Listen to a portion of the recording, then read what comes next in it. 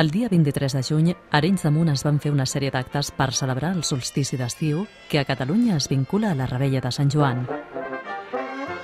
A partir de les 7 de la tarda, a la plaça de l'Església, hi va haver una audició i una ballada de sardanes amb la Cobla Premià. Hi van ballar membres del grup sardanista del Centre Moral i també s'hi va afegir tothom qui va voler. Poc després es va rebre la Flama del Canigó, que va ser portada des del cim per membres del centre i del grup de muntanya.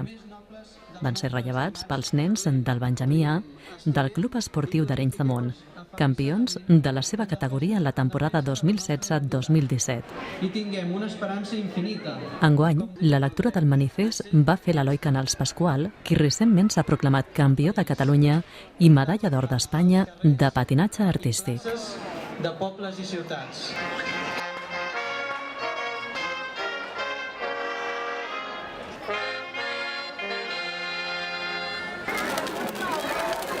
Els nens del Benjamí A van ser els encarregats d'encendre la foguera que dona el tret de sortida a la Revetlla de Sant Joan. També ells van repartir coca entre tots els presents.